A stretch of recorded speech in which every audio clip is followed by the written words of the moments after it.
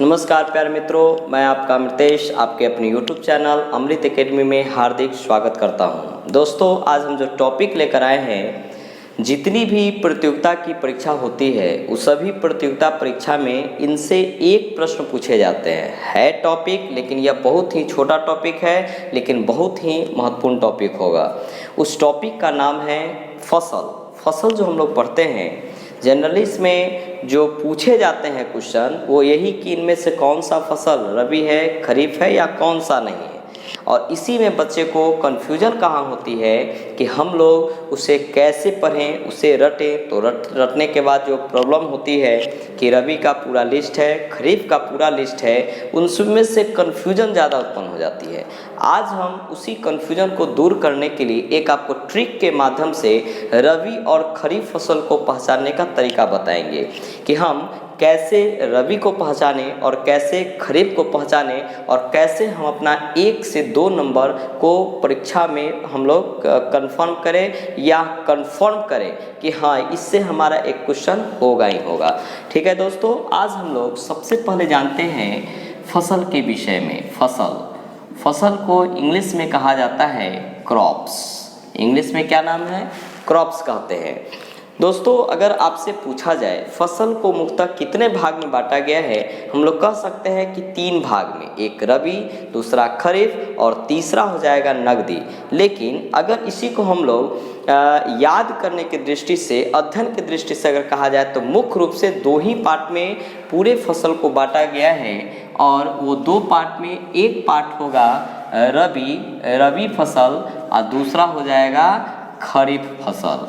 यानी जो फसल होगी मुख्य रूप से 2 प्रकार की, एक रबी और दूसरा खरीफ। अब कैसे हम पहचानेंगे कि कौन रबी है कौन खरीफ है, यही टेक्निक आपको जानना पड़ेगा। उसको जानने के पहले हम लोग जानते हैं कि रबी को कब हम लोग बोते हैं और कब उसकी कटाई कर देते हैं, या खरीफ को कब बोते हैं या उसकी कब हम लोग कटाई कर देते हैं।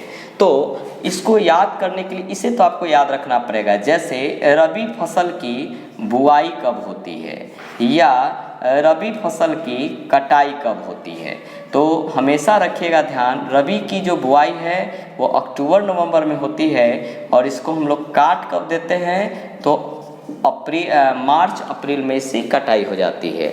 उसी तरीके से खरीफ की अगर चर्चा की जाए तो खरीफ की बुआई यानी खरीफ फसल को हम लोग बोते कब है, तो हमेशा रखिएगा ध्यान, जून जुलाई में इसकी बुआई हो जाती है। और इसकी कटाई अगर कहा जाए, कटाई कि इसको हम लोग काटते कब है, तो हमेशा रखिएगा इसको काटने का जो समय है अक्टूबर नवंबर में है। ऐसे कुछ बुक्स में नवंबर दिसंबर भी आपके सामने दे दिया जाएगा, लेकिन आप केवल इसे अक्टूबर नवंबर ही रखिएगा, क्योंकि जब इसे काटते हैं उसके बाद ही खरीफ की बुआई होती है।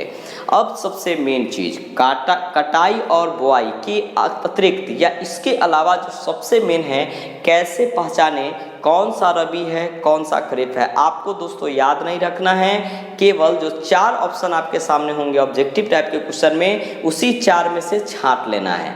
अब तरीका को पूरा सुनेंगे, पूरा लास्ट तक, चूँकि जो यहाँ हम टेक्निक बताने वाले हैं याद करने का, उसमें कुछ हम एक्सेप्शन पॉइंट यानी अपवाद भी बताएंगे।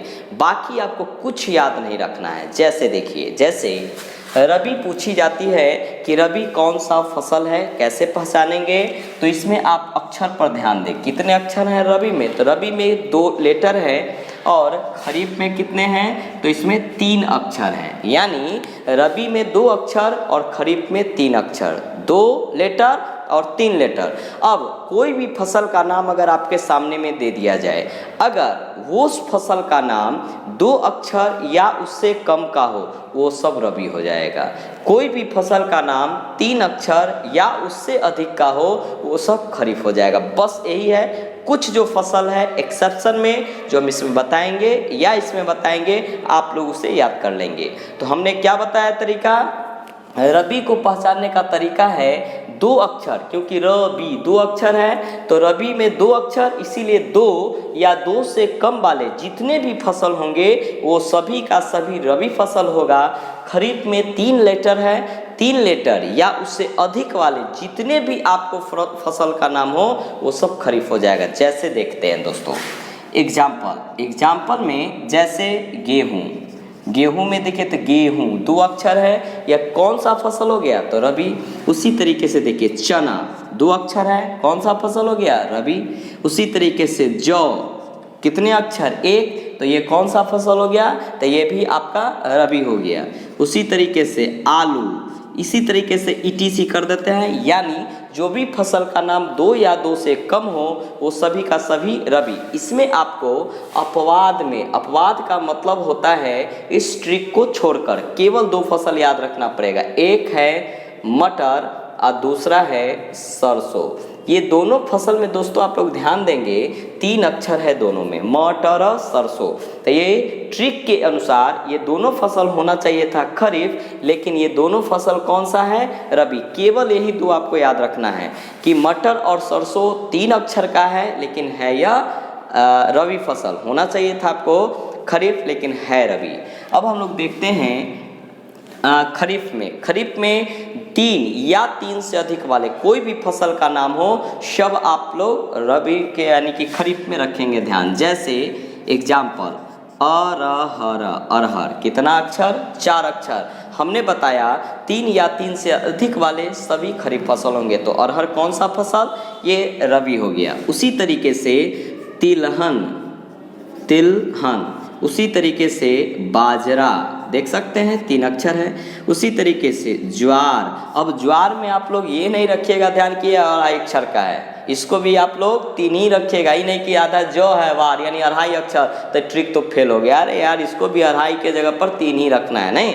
उसी तरीके से गन्ना, उसी तरीके से मक्का या मकई या और भी बहुत सारे फसल हो सकते हैं। आपको ये सब कुछ एग्जाम्पल में बताए हैं, इसमें आपको कुछ अपवाद में याद रखना पड़ेगा। जैसे अपवाद में धान को अगर हम चावल बना दें तो ये चावल अपवाद खत्म हो जाएगा, लेकिन जो आपके प्रश्न पूछे जाते हैं उसमें चावल नहीं पूछा जाएगा, जब पूछा जाएगा धान। तो ट्रिक के अकॉर्डिंग धान जो है रबी होना चाहिए था, लेकिन है या खरीफ फसल। अगर इसे चावल बना दे तो चावल आपका अपवाद खत्म हो जाएगा, लेकिन चावल नहीं पूछे जाते हैं, उसके स्थान पर खरीफ ही पूछे जाएंगे, इसलिए इसे हम अपवाद में रखे हैं। उसी तरीके से दूसरा एक रखना पड़ेगा तिल में कितना अक्षर, ये भी आपका 2 अक्षर है और ट्रिक के अनुसार होना चाहिए था रबी, लेकिन है खरीफ। उसी तरीके से एक और रखना पड़ेगा मूंग,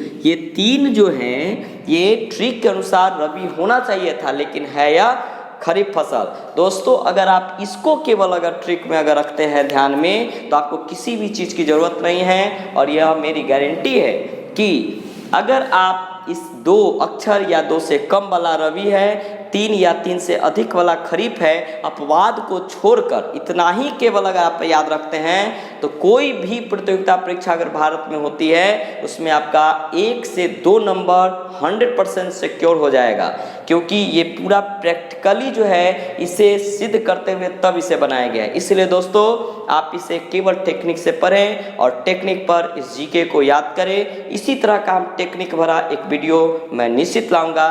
तब तक के लिए धन्यवाद।